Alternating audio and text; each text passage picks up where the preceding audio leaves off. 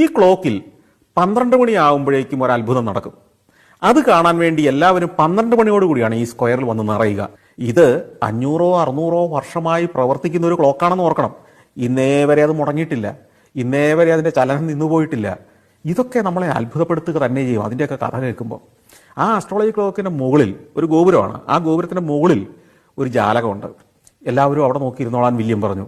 ഞങ്ങൾ അവിടേക്ക് ആ ജാലകത്തിലേക്ക് നോക്കിയിരിക്കുകയാണ്. ജാലകത്തിന്റെ വാതിലുകളൊക്കെ അടഞ്ഞായിരിക്കുന്നത്. കൃത്യം 12 മണിയാകുന്നു.